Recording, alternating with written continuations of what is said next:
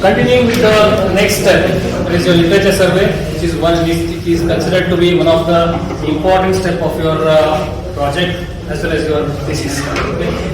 So various sources are there to find what has been done, which literature has to be referred. So you can go for the journals. So as I told earlier, go for only the reputed journals. When I say journals, many journals are available in your web or in the internet. So go for only the reputed publishers, the journals which are published by the reputed publishers. Okay. Or you can go for the conference proceedings. When you go for the conference proceedings, again go for the conferences which are well-known conferences. Nowadays conferences happen everywhere. You have a lot of proceedings available with you. So not all the proceedings are reliable. So when compared with the journals and conference proceedings, so we say that you have to give the priority for the journals first. As far as possible, reduce the conference proceedings to be taken as the literature. Okay. Next, you can go for the books, textbooks, obviously a reliable source of information, or the white papers. So then you have to evaluate the sources what you have taken. Once you have selected the source, evaluate the source, whether that source is reliable or not. Okay. When we say the reputed journals, obviously without a second thought, you can say that they are reliable, and you can proceed with that. Suppose if you have taken some journal which is not so well known, then you have to study that, and you have to be the decider whether to rely on that results or not, because not all the results are reliable. Then identify the themes. You have taken the journals, then see whether the journal that you have chosen is satisfying your theme of your work. Okay. Then outline the structure, like how to outline this. I will show you that in the next slide. Then write down the literature review. Once you outline the structure, then from there you have to take the conclusions and write the literature. These two things you will see how to outline and how to write the literature in the next steps. See, this is one of the source from where you can, a very reliable source from where you can take the journals for your literature survey. So if you type this sciencedirect.com, this ScienceDirect is for the elsewhere. All the elsewhere journals are available in this sciencedirect.com. If you type this sciencedirect.com, you will get this window. Here you have the keywords. You have already defined the keywords in your previous steps. At the end of introduction, you have already defined the keywords. Put those keywords here. For example, here I have written as tribology, composites. Tribology is one word, composites is another word. You put the keyword here and then give the search. Then various for tribology, composites, there are 12,580 results available here. All of them will be listed here. So again, all these 12,580 may or may not be relevant to your field of study. So you have to again start reading their titles, or further you can refine it here. For if you are dealing with polymer matrix composites, tribology, polymer matrix composites, or if you are dealing with tribology of polymer matrix composites developed using natural fibers, tribology, natural fiber composites, you can give. Then you can start refining your results. The number of here, whatever the number you can see, it starts coming down. And here you can see years is there, and the article type is there. Review article will be there, research article will be there, various type of the articles will be there. You can select from here whether you want to see the review article.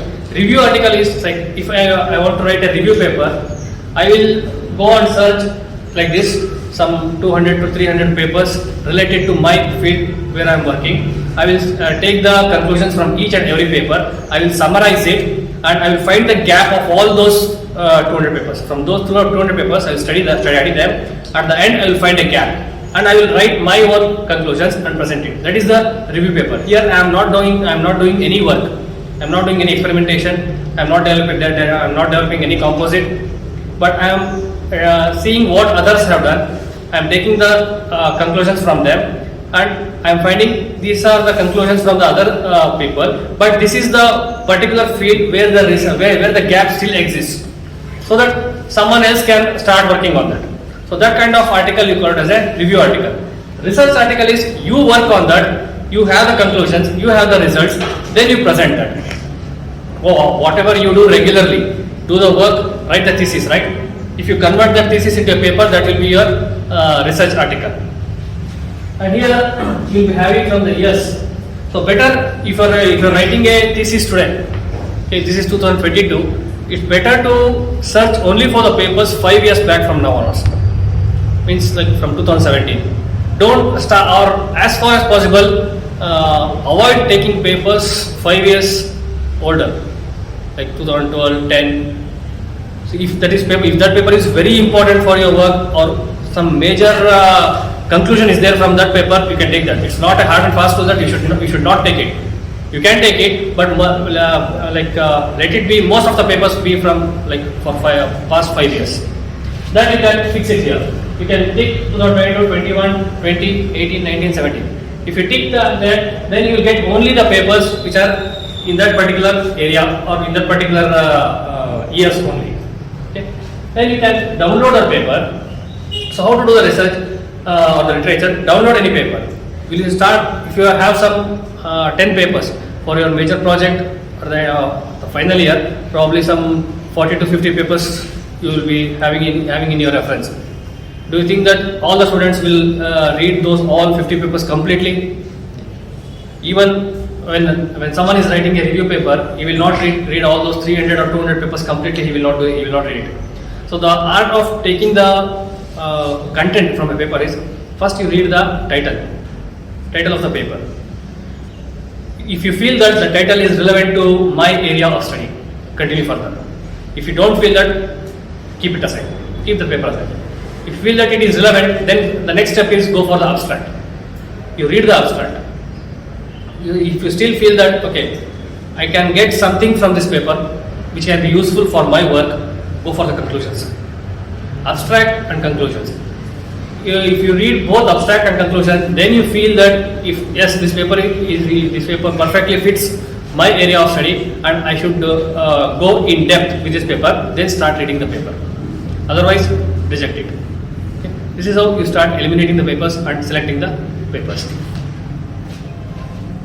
So this is what I told, documenting, how to structure, how to outline a structure. Here this structure I have taken for assuming that it is for the composites. Okay. You have your own Excel sheet. You can have the whatever the fields you have. You can have whatever the fields you feel important is. So I feel like paper title.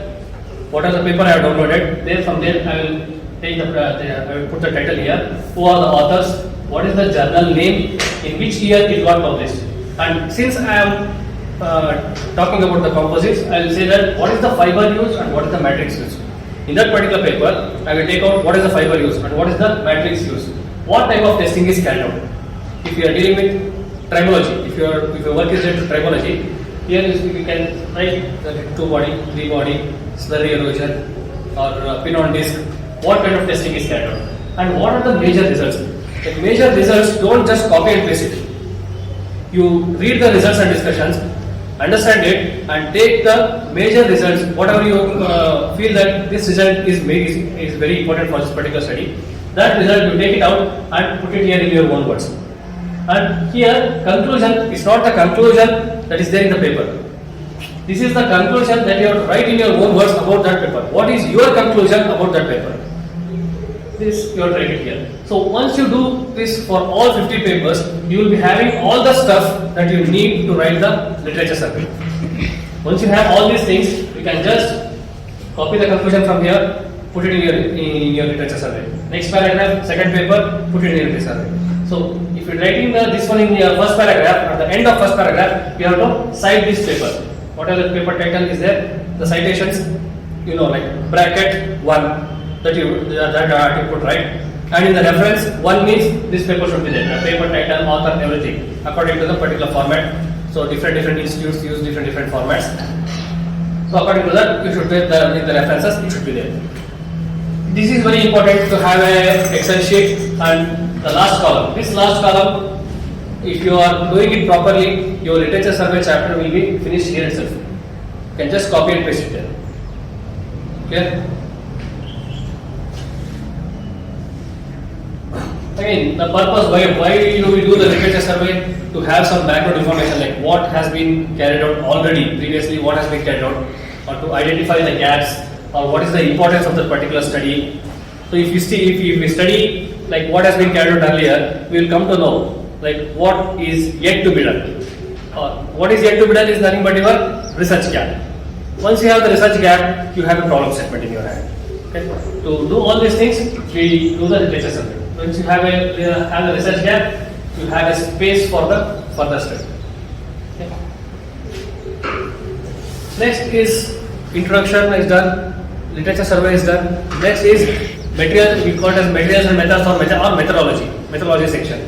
In methodology section, it should give you the idea how you handle the problem. If someone else is reading, he should be coming to know that how you handle that particular problem. So here what you do, you start with the materials, like what material you selected, what are the material properties that it has, from where you purchased it, all those things. Then methods. In methods you will be starting with method of fabrication. How do you fabricate the composite? In what method you use? What are the different parameters? Suppose if you are using a compression molding machine to fabricate the composite, what is the pressure you use? If you use any temperature, what is the temperature under which you have used you have fabricated the laminate? What is the time allowed for curing the laminate? So all these things, whatever you have done manually, write it down in words. That is nothing but your methodology. Once that is done, then you will go for testing. How we carry it? For example, tensile testing. There is a standard. For every testing there will be a standard. ASTM standards or ISO standards, various standards will be there. So according to those standards only we have to test. If not 100%, at least some 80 to 90% we have to match the standards. Okay. Sometimes because of various other difficulties we will not be able to match it exactly to 100%. Okay. So according to that standard, how you have carried out the testing? What is, for example, if you are carrying out the tensile test, what is the cross-head speed you have used? 2 mm per minute, 1 mm per minute. Okay. And what is the thickness of the sample? How many samples you have tested? Usually for any kind of mechanical testings or tribological testings, anything anywhere wherever the sample is used, so we say that minimum of 5 samples to be tested for one result. Then, for example, if I have a composite A, tensile strength, I have to test 5 samples. Then take the average of that. That will be your final result. Okay. So all those things you have to write it down in detail. That constitutes your methodology. So this sequence you have to follow. Like this is the first step, and this is the end step. How do you procure the material? How do you carry out the processing? How did you prepare the specimen? And how the experimentation has been carried out.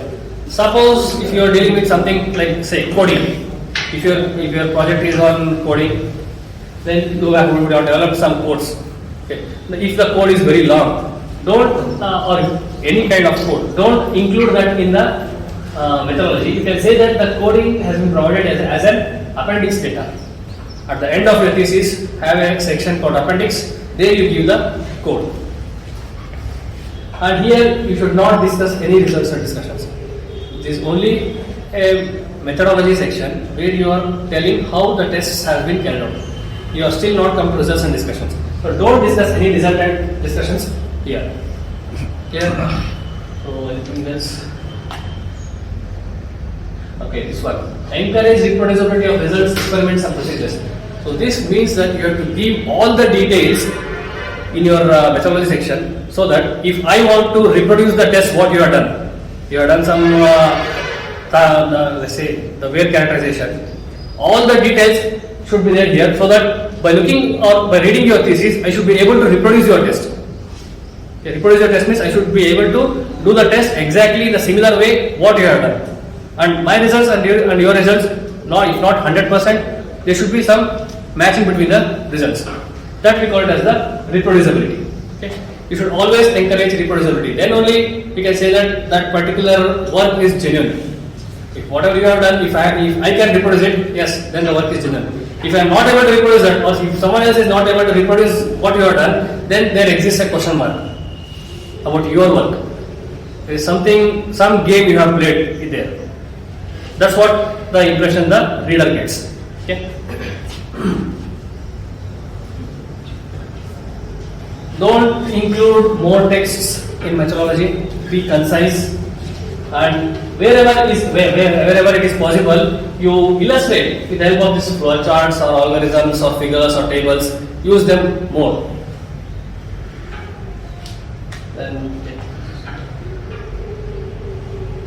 Then coming to the results and discussions.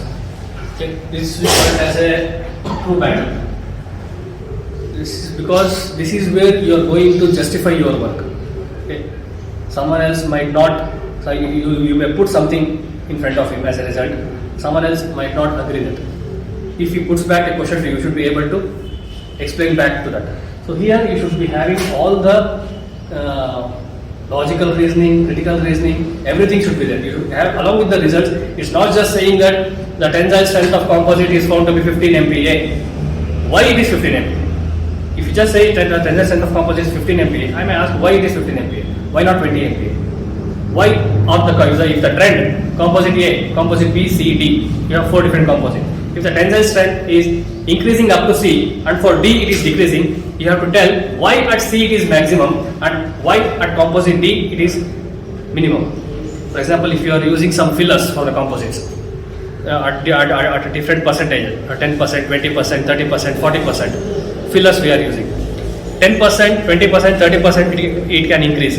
But if your trend shows that at 40% it is reducing, there is some mechanism or some phenomena that is responsible for the reduction in the tensile strength. Probably it can be due to the agglomeration of the fillers.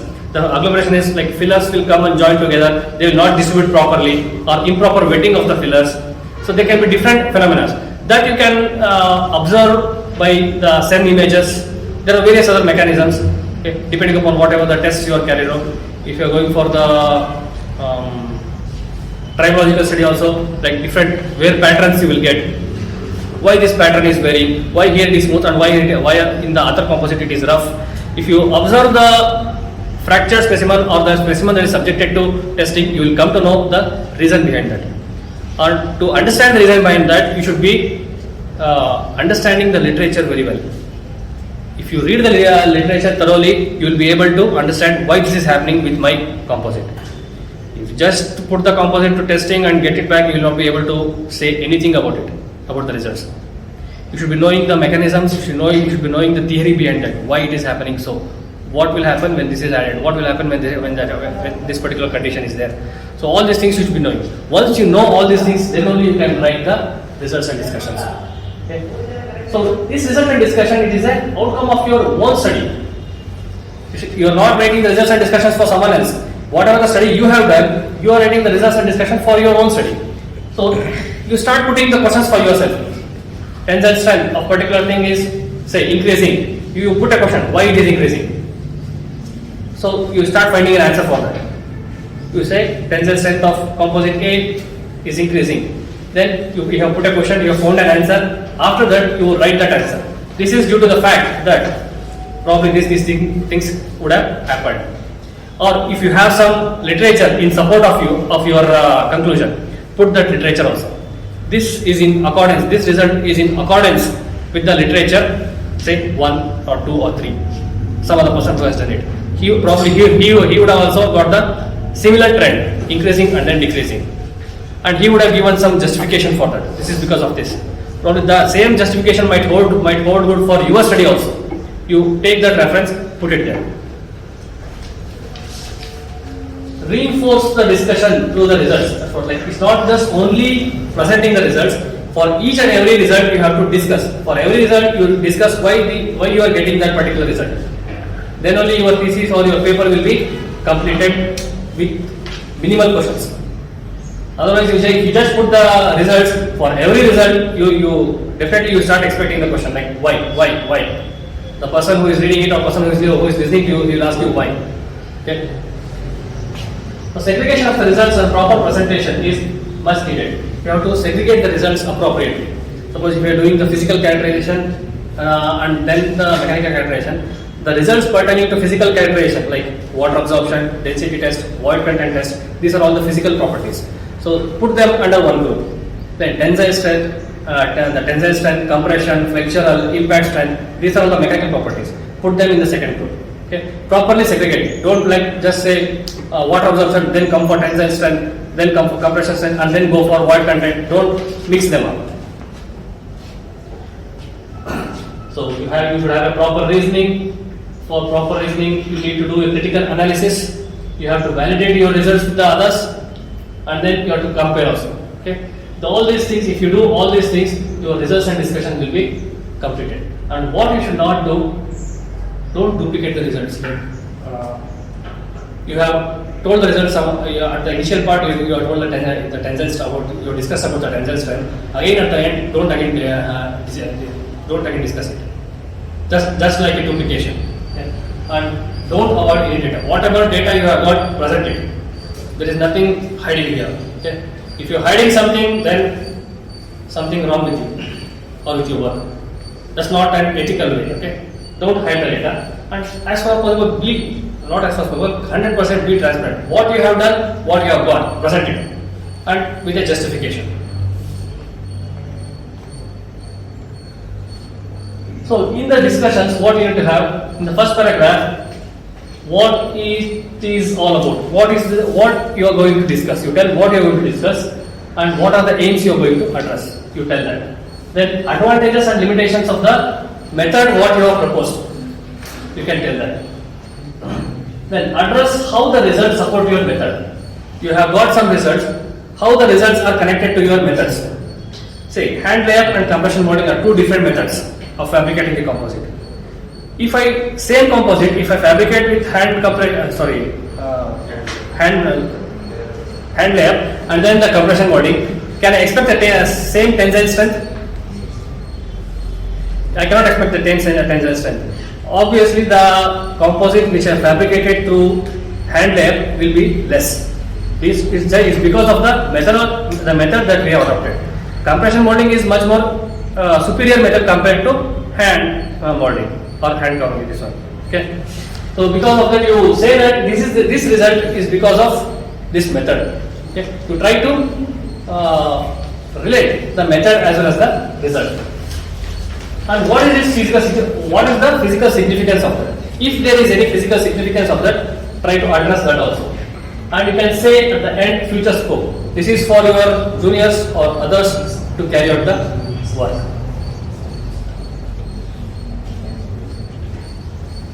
Unnecessarily avoid any unnecessary citations. Only important citations you can cite here. In results and discussions, as far as possible, minimize the citations until it is necessary. Okay. You can have minimal citations, but don't put all the citations together here. And you have to maintain the uniformity while representing the notations and symbols. For example, stress, we say sigma. Okay. Somewhere using sigma and somewhere saying stress, or some other parameter say somewhere representing it as S. Don't do that. If you are using sigma as stress throughout your entire thesis, it should be sigma. Okay. Tables and figures have to appear only after citing. If you are using the tables and figures from someone else as a justification method, okay, so you first cite that, then only you use the tables and figures. So what you have to avoid, statements that are not supported by your results. If something is not supporting your results, avoid that statement. Don't unnecessarily put the statement. Unspecific expressions or non-technical or new ideas or terms. So that is not which is not technical, or some new ideas. If you have new ideas, you have them in the future scope. Let some others work. Don't include that in the results and discussions. Imaginary interpretations. Don't interpret some results. You can assume something. You can imagine that this can be happening because of this. That is your imagination. Don't put that until you have some proper literature. One thing is you need to have a literature. Someone should have established that, or you should have some images to show that. Until you have these two things, don't imaginarily interpret the things. Don't do that.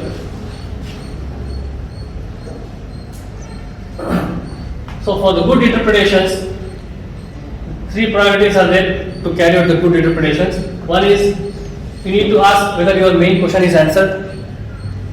Does the data support your hypothesis?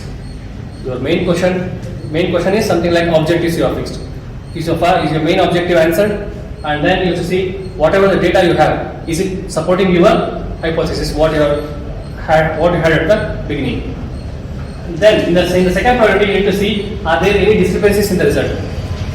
Someone would have got the increasing and reduction trend. You would have got reduction and then increasing trend. There is some discrepancy there. If you have the justification for your result in the form of, say, some mechanisms or some pictures, semi-images or something, you put them. But if you don't have anything else, then there is a discrepancy. Okay? Avoid those discrepancies. Find other ways to interpret the results. If you are not sure or if you are not clear with these two methods, like none of the literature is there and none of the semi-images are there for you to justify, you need to see some other methods to interpret your results.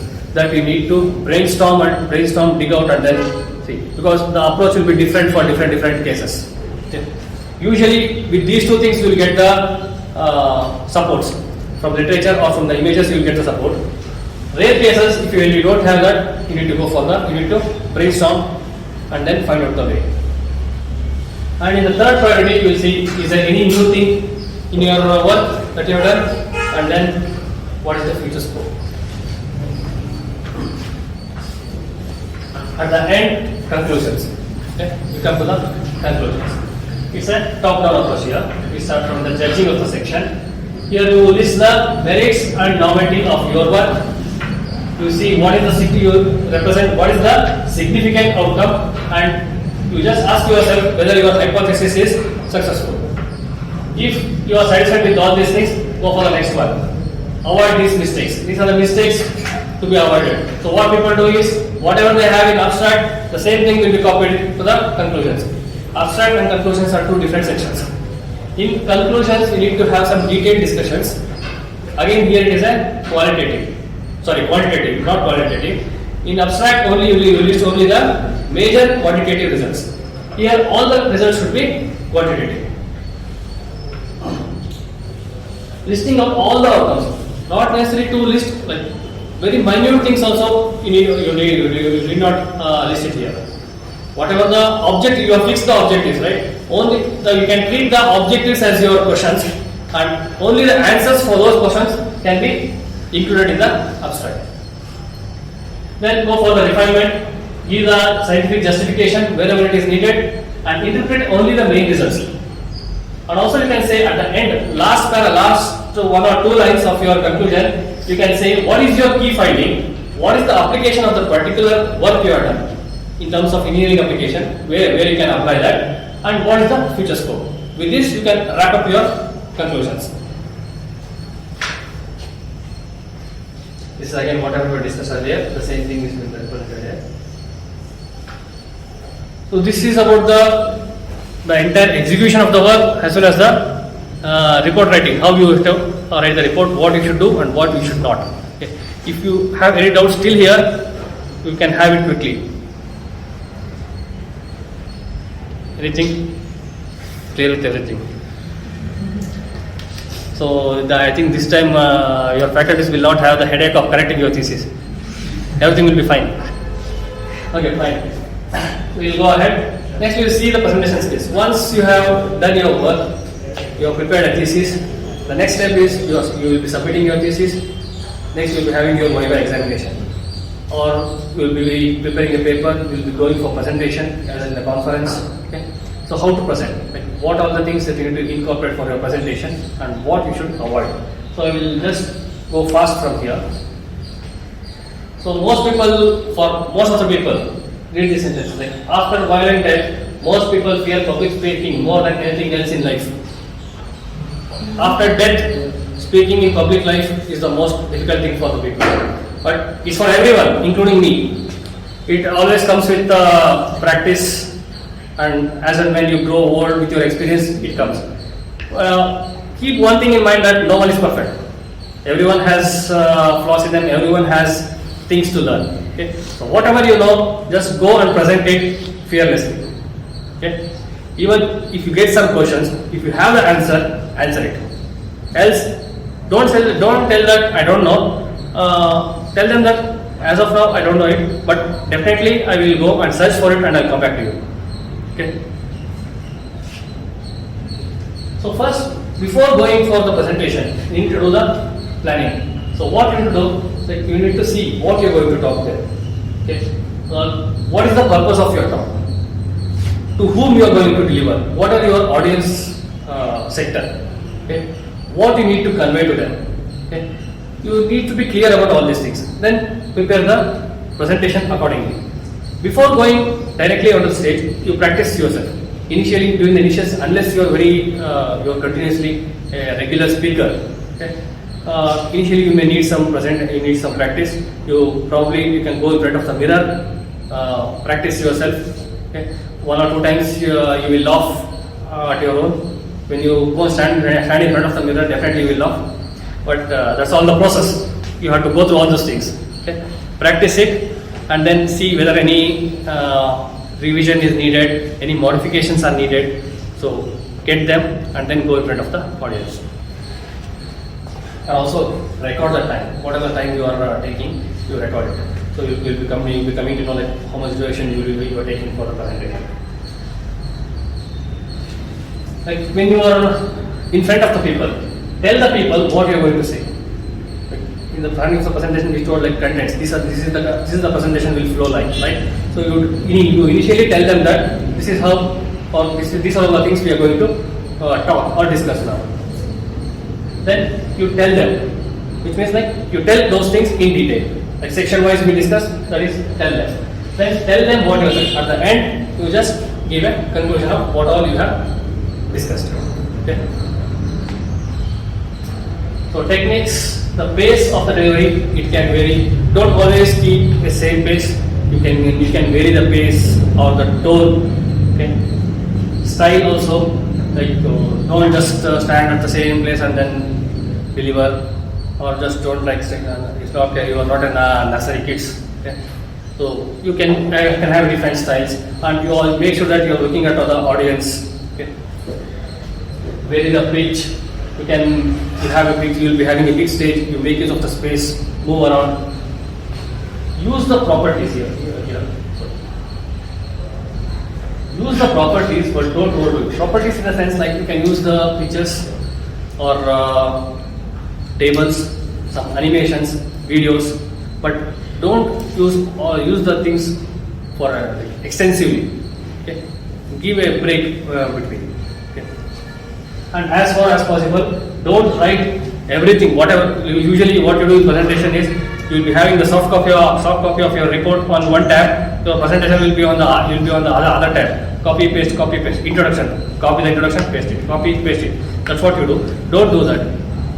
As far as possible, make the presentation pictorial. Okay. The picture should be there, and if required, some points should be there. So by looking at the points, you should be able to talk on your own. Don't just turn this side and your presentation, your Vishwas will be like this. You'll keep on reading the things. Your hands will be like this only. Okay, you'll keep on reading the things. Don't do that. Don't read the presentation. Presentations are not meant for reading. Okay, it's just for your help to say what you are to convey to the audience. You can usually make use of the PowerPoint. Some advantages and disadvantages of the PowerPoint are there. I don't think it is necessary. Preparation is all very tedious. More amount of time is required for you. Okay, what you have to do? Obviously, everyone when they come on the stage, bit of nervousness will be there. So take a deep breath. You make sure that you are speaking clearly. Go with the slow, like low flow. Let the flow shall be very low initially, but make sure that you are speaking very clearly. And if you want, you can have some cards on a piece of paper. You can write some points and keep it with you. But don't write don't keep your entire report and start looking at the report. Okay, it's just to help you. Okay.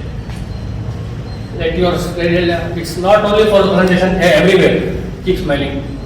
Okay. Presentation is also like something a game. Something like a game. You can have fun when you play. When you play cricket or something, or what else games you play. I don't know. You will be having fun. No? Similar presentation is also a kind of thing. You can have fun there. And you have an interaction session. Instead of only one person speaking, if there is an interaction between the two, that will be even more good. And be yourself. Don't try to be someone else. Don't see any pictures or videos, and don't try to imitate that person. Whoever you are, be yourself. Okay? Keep your personality. As I told, whatever you are feeling inside, whatever I am feeling now, do you know? No, right? So no one feels whatever you are feeling, I am not knowing. I don't know. So whatever you are feeling inside, no one knows. Okay. Always have it in your mind that audience is on your side. Don't think audience as your enemies or someone else. Okay. Audience are always on your side. And what not to do? Don't try to rush through the things. Don't be under the assumption that I have to finish off this in 5 minutes and I have to get off the stage, go and sit in my place. Don't be under that rush. Slow. Whatever is bound to happen is bound to happen. No one, even if you are wrong or even if you don't tell it properly, no one is going to kill you. Right? It's all a learning process. Slow down. So don't read off a sheet of paper word for word. That's what I told. Don't keep your thesis and then keep on reading from word by word. Okay? Fiddle with things is irritating. Like fiddle with things like when you are doing the presentation, you concentrate on one task. Don't open your mobile or don't involve in some other task. Okay? When you are doing the presentation, if your task is to convey the information to the audience, do that properly. Use inappropriate language for your audience. This you can keep it outside. Okay. Inappropriate languages. Use only the official languages. Unofficial languages you can keep it outside. Okay. When you meet your friends, you can have an unofficial discussion about that. And don't get panic. No one is going to do any harm to you. This is just the summary. Now, paper writing skills. Here it's almost the same as your thesis writing. Okay. Wherever it's a repetition of your thesis writing, that I will discuss, that I will skip, and wherever I need to stress upon, I will do that. Okay. So once you have prepared the thesis, you have done the work, everything, you just submitting the thesis and going off. Your thesis will be in your library, and after some 2 or 3 years, it will be full of dust. Your hard copies also will be deleted from your systems, right? So what is your contribution then to the community? You are all going to be an engineers, right? Why do you do a major project? To contribute something to as an engineer, contribute some minute thing to the scientific community, right? If you just submit your thesis, go off, what is your contribution? How I will come to know that what you have done? So if someone has to come to know that what is your finding, what is the work that you have done, or what is the work happening in the academic institutes with the students, that should be visible to everyone, right? How it will be visible? You should publish it. Okay? You can go for the good conferences, you can publish it in the conferences, or you can go for the journals. First try for the journals, always say SCI or Scopus indexed journals. First you try for SCI journals, next you go for the Scopus indexed journals. If not possible, then go for the good conferences. Even good conferences, they are Scopus, the proceedings are Scopus indexed. So go for such conferences. Never publish your papers or your findings in any of the sources apart from this thing. Minimal, it should be Scopus. Okay. So writing the paper is always an art. It comes with the experience. Okay. So introduction, it will be same as what I discussed in your thesis writing. But here, in your thesis, the introduction will be say some 5 to 8 pages. Here it will not be that much. Probably 1 to 1.25 pages. In 1 to 1.25 pages, you have to finish off your, or maximum 1.5 page, 1.5 page. You have to finish off your the introduction, and whatever the content is there, it should be same, not the same. It should be very minimal, but the purpose should be same as your thesis. the flow should be same as your thesis. At the end, you are going to say what is the gap identified and what you are going to do. Okay. So you ask the key questions for you. This is for yourself, not for writing into the paper. You ask for yourself. Is your work novel? Is your work significant to the scientific community? Is your work going to motivate someone? Is your approach clear? You get the clarity for all these questions before proceeding. Then, does the result, whatever you have got, are they going to answer your problem? And then, what is the proposed solution? And that proposed solution, is it going to stand different from the existing approaches? Because some novelty should be there, right? So, is your proposed solution or method, is your proposed solution novel, is your method novel, are your materials novel? Anywhere you should find the novelty. And here, this is very important, is work reproducible? If work is not reproducible, then make sure that nowhere it is going to get published. Because reproducibility means transparency. If reproducibility is there, then I can assure that you have done the work properly, you have presented the results properly. If there is no reproducibility, then it means that you have done some magic in your work, which no one else knows. Even if you have got say some result, if you modify that result and write it, how I will know, right? If I am reproducing it, that is a test. If I am not getting that, then it shows that something is missing. And we also cite what are the proper applications for which you are working. So these are the requirements of a good scientific paper. There should be a concept. The concept should be there.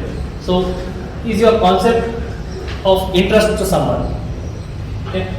Is there any newness in your concept? Okay.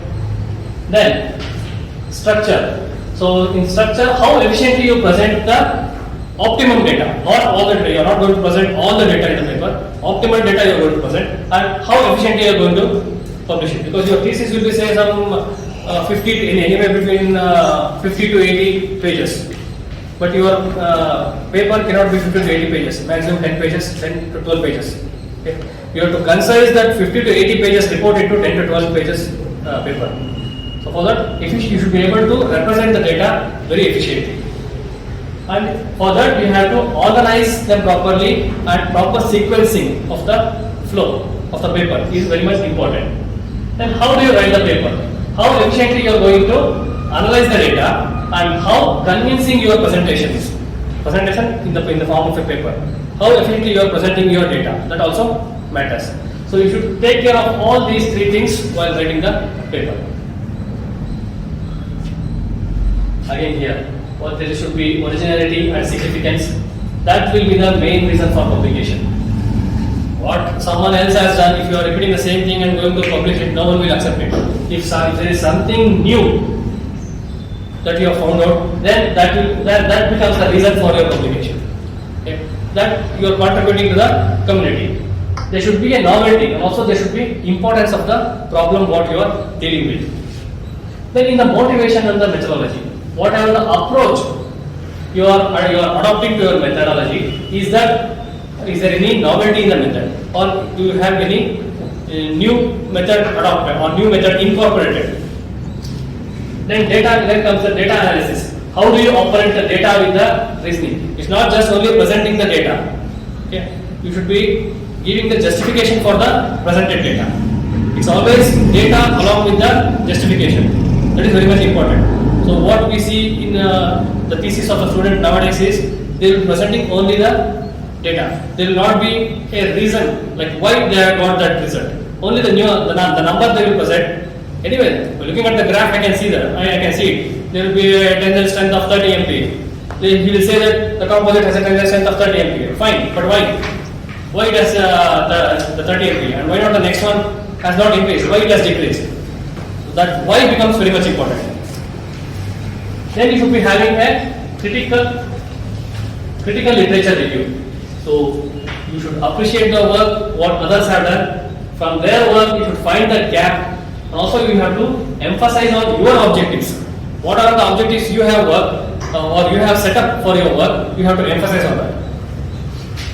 Then communication, like good grammar should be there, proper grammar should be there. Nowadays there are very tools, for example Grammarly. Once you write the report or thesis, if you just put it in the Grammarly, that is free for everyone to get insight to your word.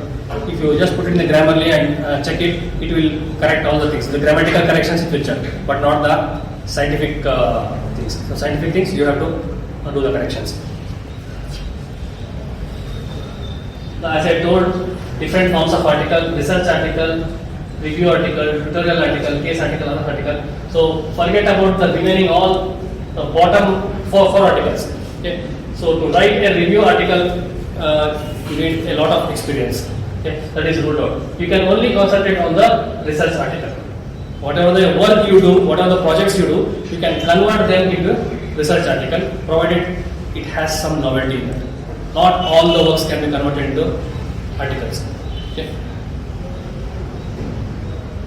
So this will be the skeleton of the paper. Okay. First you have to write the the title of the paper, abstract, then keywords. This we call as the pre-main. Then in the main text you will be having introduction, methods, results and discussions. And at the end you will be having conclusions, acknowledgements, references, and in case you have some supplementary data, you can use it in the form of an annexure. Okay. 3 important stages of the paper. Here, results and discussions and conclusions are very much important, because you have to write this results and discussions and conclusions based upon your own work, and scientific thinking is very much important for these 2 sections. Okay.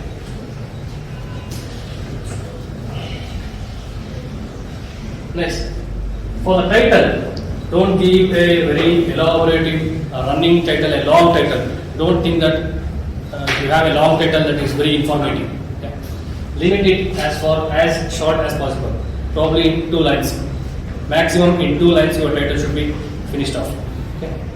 Then abstract, usually less than 250 words. Any journal they take around 300 words they take, but it's better always to keep it less than 250 words.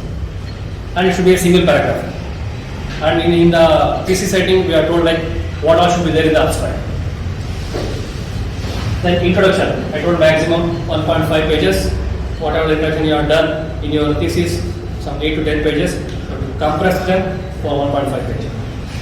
Methods and discussions, you keep it to 2 pages. And results and discussions is where you have to give the major importance. Okay. So results and discussions you can go for 8 to 10 pages you can take. Conclusions again 1 paragraph. In the entire paper you can have some around 8 figures and some 3 to 4 tables. References some 30 to 50 references you can keep. Don't keep more references also. You can, in your thesis you might have used some 80-90 references, but here you take only those references which are very important. And while coming to representing the data in the form of figures and tables, don't duplicate them.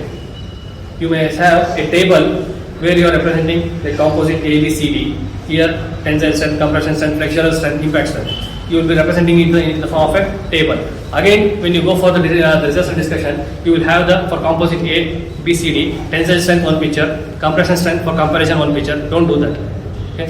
It's again a duplication of the data. So always it is preferable to have the pictorial representation compared to the tables. Okay? Use graphs. You give first priority for the graph compared to the tables. If representation of tables becomes inevitable, then you can go for the tables. So this is how to start with introduction, abstract, title, keywords. Okay. This is goes like from here, introduction, abstract, title, keywords. This is how it flows. Okay, that's what I told. Figures and tables, which one to select? First priority will always be for the figures, because it is an efficient way. Because it looks nice when compared to the tables. Figures looks nice. Avoid duplications. Legends must be self-explanatory. Legends, in a sense, you have 4 different composites. In x-axis you have 4 different composites. Y-axis represents your tensile strength, for example. Okay. How do you differentiate between 4 different composites?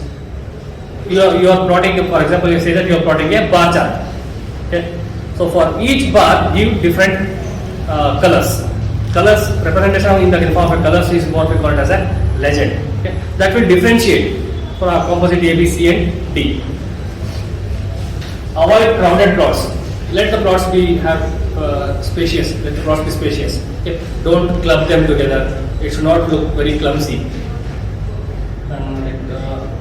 Select proper scales, clear symbols, distinguishable lines. Select right kind of chart, grid lines. Incorporate scale bars if using a photograph. Okay. If you are using a photograph, then take the scale bars. This is like that you will come to know when you see the any journal for the same images. If you are measuring what is the in same, you have got some hole is there. You have to check what is the dimension of the hole. Then use a scale bar there, okay, to see that what is the size of the hole. Or if you want to represent the size of the specimen for tensile strength, if you take the polymer metric composites, according to ASTM standard, we have to use 250 mm by 25 mm specimen. That means 25 centimeters by 2.5 centimeters width. Length is 25 centimeters. So while reading the paper, I should come to know that this is according to the standard. So what you do is, if this is your specimen, keep it like this. Here you keep one scale, and bottom you keep one scale. Then that will show you the dimension. Then the reader will come to know this person has performed it according to the standard. Okay. And in the tables, when you have the tables, don't keep the vertical lines in the table. Let the if you are writing the tables, and let the tables should always be left aligned. Figure should be center aligned. Table should be left aligned. Okay. And decimal points, it's up to you to decide like what should be the significant digits, whether 2 or whether to keep 2 or 3. That you decide depending upon the results what you get. And represent the table in multiple stages. And if you are using any abbreviations, keep that you say what is that abbreviation in the footnote. Footnote is after the end of the table. You have one box. Then you will write footnote and then say this symbol represents this, like sigma represents stress, like that. And the orientation of the page can be portrait or landscape. Anything can be there. This is methods and discussions. We will discuss the same thing in the thesis part. Results and discussions also the same thing we have done. It is also same. We will discuss this. Equations, same thing. Equations, same.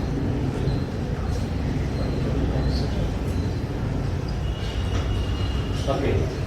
Here, abstract whatever you write for the paper, that should create the interest. When you are submitting it for the journal, it's not that you just submit it and it is accepted. When you submit it, first it will be checked for its formatting. So different journals have their different formatting styles. So according to that only you have to submit. They will check for the formatting, and most important thing is plagiarism. Okay. Plagiarism, it's always better to keep less than 15%. 15, not 50, 15%. Okay. Above that, it's always a black mark for you as well as your professors with whom you are writing the names there. Okay. So your professors will make sure that before submission it's less than 50%. So usually the professors will submit the paper if they will not give you the authority to submit the paper, because you students will convert the word file. If you have some paragraph, you will convert that into picture, then you will give the plagiarism. When it is converted into picture, it will not give you the plagiarism. Okay. So it's always better that the professors will take care of all these things. So once it is passed through this first phase, then the editor will check whether the title and the content of the paper is relevant to their journal. You cannot work on a composite and submit it to a journal which deals with say some environmental aspects. The relation should be there between the journal and your work.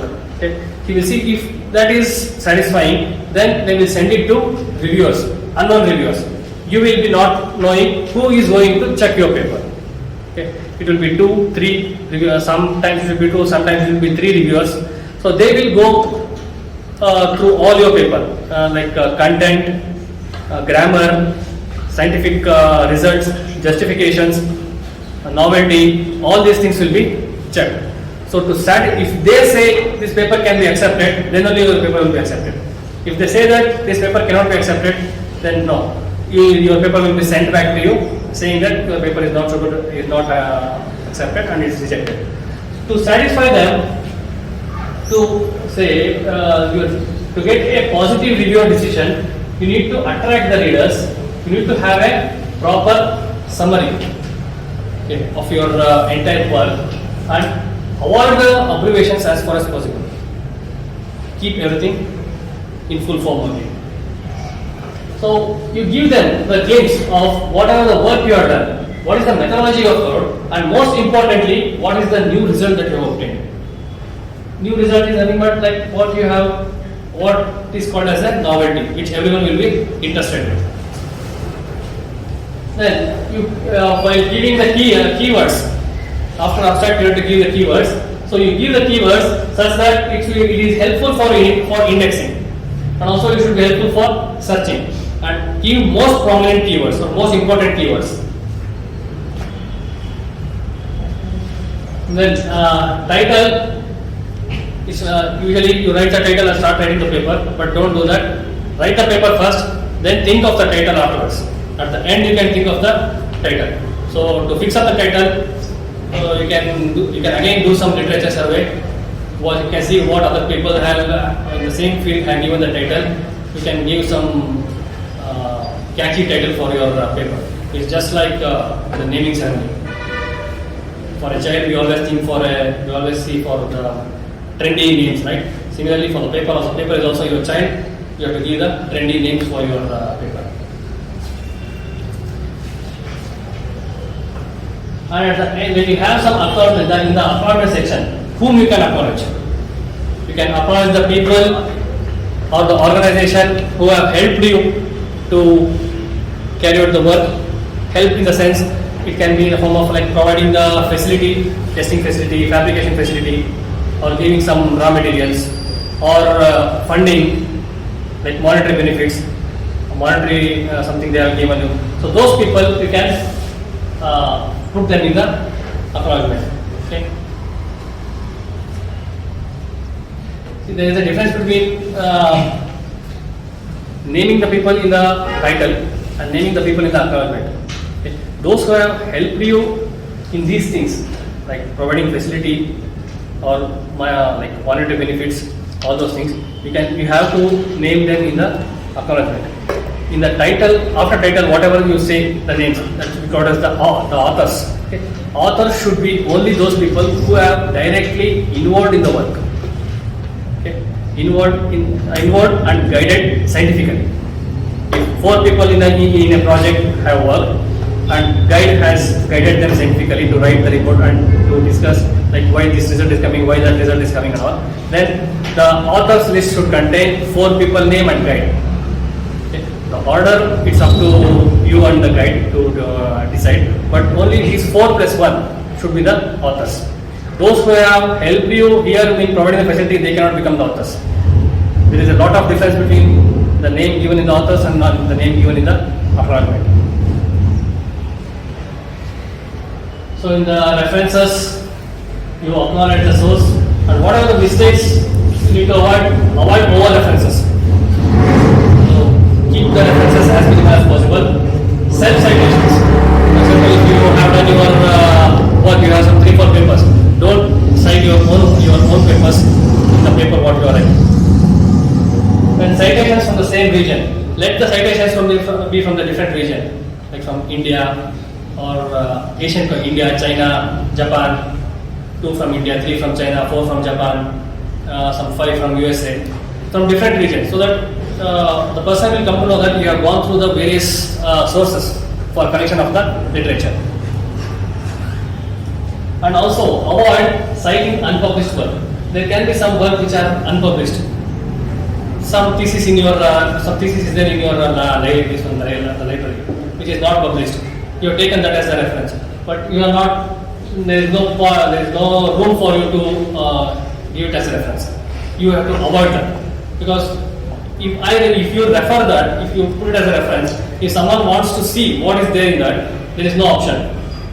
Someone sitting in Japan cannot come to your library and take the hard copy and see it, right? So you have to avoid the reference which is unpublished. And better always take the references of the papers which are in English language. So it is universally accepted language. We have some journals which are written in Arabic language also, Chinese language also. So better to avoid all those things. And what are the precautions you need to follow? You have to follow the proper format, and then references, spelling, formatting, and then grammar. All these things you have to take care of. So this is the writing strategy. First you outline. First you prepare the outline of the paper. Okay. After the outline, you prepare the first draft. You prepare the outline, read it yourself, make the corrections, prepare the first draft. Once you have prepared the first draft, prepare the author's revision. You again read it, revise it, bring it to the form of a paper. Okay. Then take that to your guide. Don't take the outline to your guide. Okay, because your guide or probably your professor, it's not their job to prepare the first draft and the revision. After the author's revision, take that to the professor. Okay. Then they will give their suggestions. Okay. Also, what you can do is, after your author's revision, you can give that revision to one of your friends.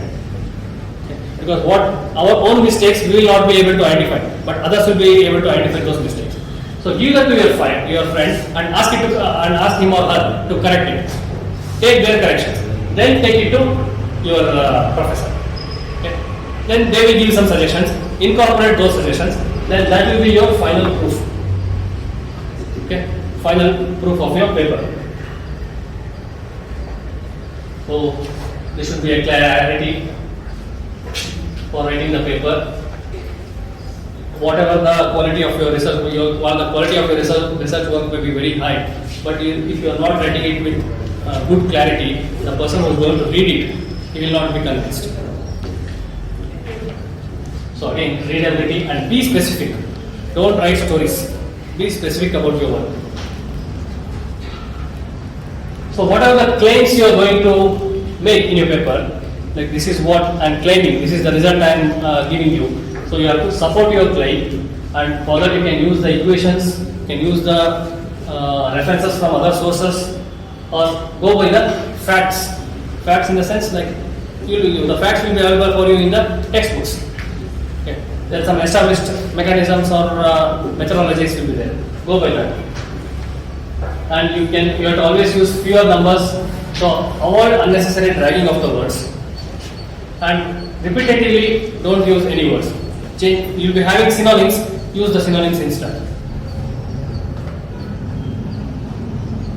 So numbering, like you can give for the sections as well as tables.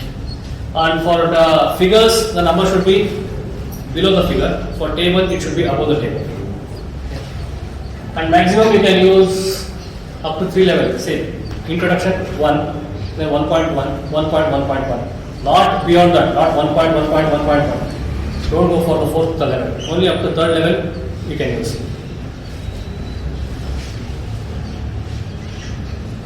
So this is the final, before submitting your article, you have to do the final check. In the methodology, you see that there are no flaws, and all the important steps along with the conditions has been reported in a sequence. And you have all the supported data. You have presented all the data, and the reasons are all there. Why you are getting that data, the reasons are presented. And this should be in line with the methodology. Then novelty and significant outcomes, you have discussed that in your conclusion section. What is the novelty of your work, and what are the main outcomes of your work? And again, this should not be a repetitive of the abstract. And in the literature review, the literature review should be meaningful, it should be a comprehensive review. And the end of the literature review, this one, the research gap should be identified. So this is, that's what I told, the authorship. First author, second author, third author. Who should be the first author, who should be the second author, who should be the third author. You discuss among yourself, depending upon their role or their contribution to the work, you can put their names. So the contributorship model that they are given, you can get it in the elsewhere.com. You will go to elsewhere.com and put contributorship model, you get the model from this particular model. Next, for submitting the journal, select the journal. Okay. For selecting a journal, you have a journal finder platform. If you go for Google, you will get it, journal finder platform. Or you can see where the similar kind of work has been published. In which journal the similar kind of work has been published, you can submit to that particular journal. And you can see what is the important factors you need to see. What is the indexing of the journal? Whether it is Cooper's index, SCI index, SCI is the Science Citation Index. Science Citation Index. What is the impact factor? What is the acceptance rate? Time? This is article processing charge. Better to avoid the journals having article processing charge, because they are considered as a paid journals. Then for particular formatting, as I told, each journal will be having its different format. So whatever the journal you have selected, prepare your manuscript according to the format. That format you will get it under reference to author guidelines. Every journal has this, has that. And cross-check with the published works of the same journal. Then you write a cover letter. You write a cover letter. That is nothing but like some cover letter that you give for your leave sanctioning or something like that. So you have to write a cover letter, and you have to write the introduction letter to the editor-in-chief. So for the particular journal, you have to write the particular journal's editor-in-chief. You have to write the letter giving introduction about your work. Then you check the title page, all those things are there properly. Then you submit it to the journal. They will be having their own submission channel. Submit it. If it is accepted, congrats, you can extend your work. Or if they ask, most 99% at the first stage it will not be accepted. They will give you the option for revision. They will pose you some questions and ask you to incorporate those changes. You have to incorporate those changes and resubmit it to the same journal within the deadline. Okay. And while addressing the queries, don't be harsh. Okay. Be submissive, be polite in your wordings. Write the queries or you write the answer to the queries and resubmit it. If it is rejected, they will give you the reason why it is rejected. You see the reasons, work on those reasons, and then incorporate the improvisation in your article, and then go for some other journal. So this is the conclusion. Like we have discussed about this selection of a topic, how to select the topic, how to write the thesis, how to execute the project, what are the skills required for presentation, and then how to write the paper. Okay. This all within the available time, whatever is possible, we have discussed here. These are the references from which I have taken the content for this particular presentation. This is the acknowledgement for my mentors, my family, and as well as my collaborators. Do you have any questions?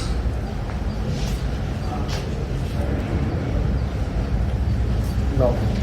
Any questions?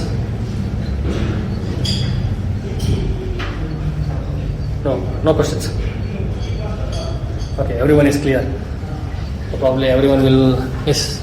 Imagine that we have found that we have done a research, and the result got a great innovation that will change this world. And if we are going to publish that work, Okay. and that by our innovation, some business and some profitable people will be affected. Is there any chances that they will threaten us, or is there any chances that we will lose our idea? Okay, if you have done such a work, first thing is if you have done such a work or such an innovation which is going to change something or which is going to have a major impact, then what I suggest is don't publish it as a paper. Go for a patent. Okay. You patent your work. Once you have patented your work, it's just like your property. If threatening and all those comes, then you always have the law by your side. Okay. If you have patented the work, one thing is the work no one else can copy. Whatever your competitor or some other organization is there, they cannot copy. If they copy, you can go for filing a case against them. That work becomes your own work. And in that project, we will face many difficulties because we can't speak with untrustable. We can't trust every people and we can't discuss about that. So what is the way, other ways? What are the other ways in the sense like what you want to do? To gain information about our idea or Your idea is within yourself, no? Yes, we have to discuss with some people and what do you want to discuss with others? To gain some information and to develop our idea. You have already developed an innovative idea, right? To improvise, to enhance it. To enhance it, you have to work on your own. As a team, you have developed some idea. If you want to improvise that, you have to work on your own. See, it's everything in business. If you give us something, then it's not that they should not take it from you. It's one of the strategy. Like we say that copying is also one of the strategy in business. Okay. What other companies following? Most of the companies do. You can see the automobiles. If one company has released a car with some model, and if it is a huge success, the other one will release the almost same kind of thing, right? So if you don't want to give out your ideas to someone else, it should be within you only. If you want to protect it, you have to patent it. Sir, is there any ways we will get the raw materials and things and like lab near the tools to test and do some of our projects? What kind of test? What kind of raw material?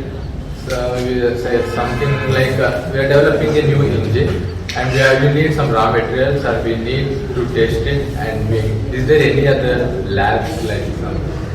That like in testing a new engine kind of lab, I don't think. So I gave an example, not an engine, but something, a new idea. We should get some raw materials and where we will get the raw materials. Raw material word itself is a like wide scope. What raw materials it should be specific. Whether you want like for developing a composite, if you need a fiber matrix, those are also called raw materials.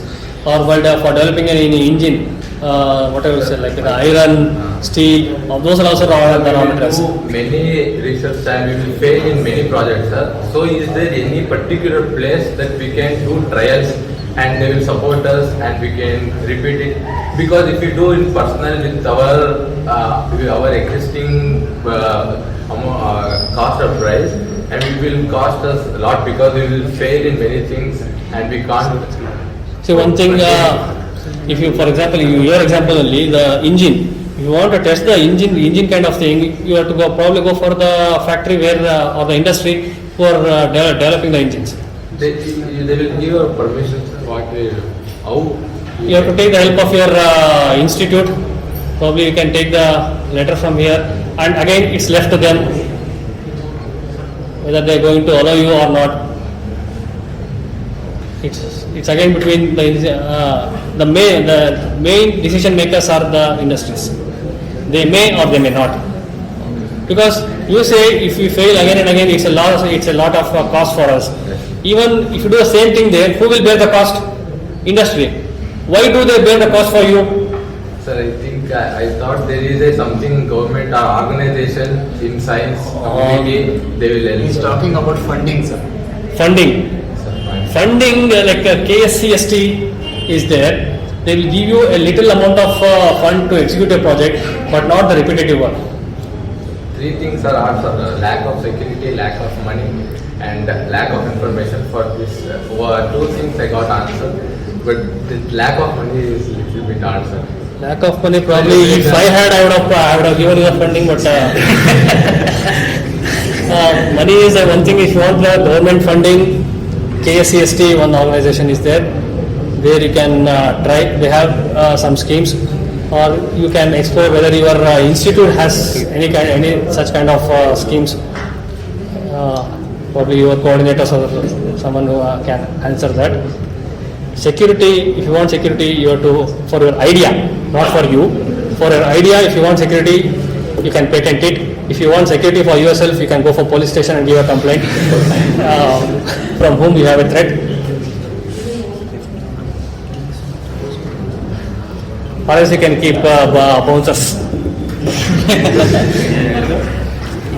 Any other questions? Anything else?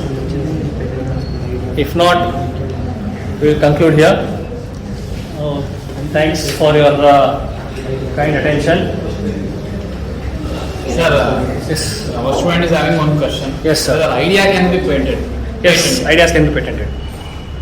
Even ideas can be patented.